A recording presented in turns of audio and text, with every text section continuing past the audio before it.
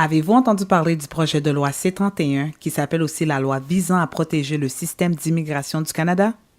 La loi C-31 est un autre projet de loi omnibus que le gouvernement fédéral veut adopter à toute vitesse à la Chambre des communes. Malgré son nom qui porte à confusion, ce projet de loi concerne les réfugiés et non les immigrants.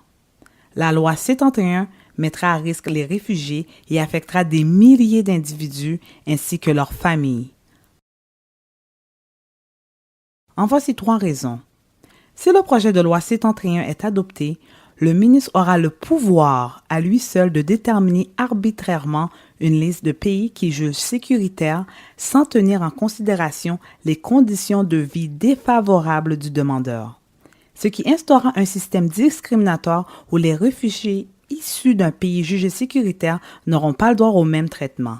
De plus, certains demandeurs d'asile auront des délais plus courts pour défendre leur cause et n'auront pas le droit d'aller en appel.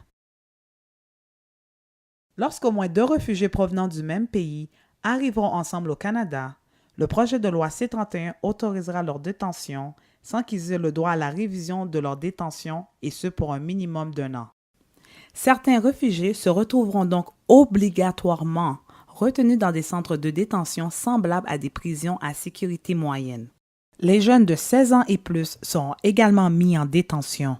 Quant à eux, les enfants de moins de 16 ans devront choisir entre rester en prison avec leurs parents ou être confiés à l'État. Par ailleurs, en plus de coûter 70 000 $ par année, des recherches ont démontré qu'un emprisonnement aussi minime que 2 jours a un impact à long terme sur la santé mentale. Le projet de loi C-31 touchera aussi les personnes qui ont déjà été acceptées comme réfugiés.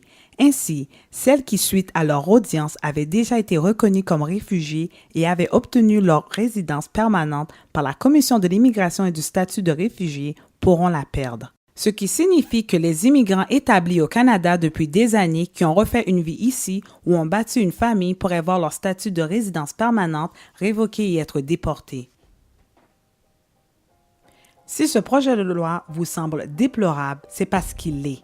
Plusieurs dispositions du projet de loi C-31 violent les obligations nationales et internationales du Canada, incluant la Charte canadienne des droits et libertés, la Convention de Genève et la Convention relative aux droits de l'enfant.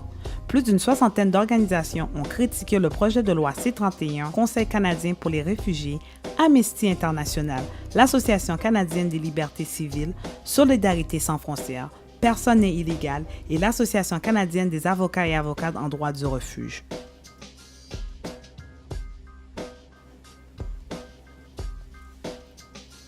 Que pouvez-vous faire? Contactez votre député fédéral pour lui faire part de votre indignation. Signez la pétition. Organisez un événement tel qu'un flash mob. Utilisez les médias sociaux pour demeurer informé et informer les autres. Contactez-nous à info@agirmontréal.org. Il est important d'agir dès maintenant si ce projet de loi vous dérange, car il sera voté prochainement à la Chambre des communes. Voici des liens pour obtenir plus d'informations au sujet du projet de loi C-31 et au sujet des actions à entreprendre afin de laisser savoir à votre député combien ce projet de loi est injuste.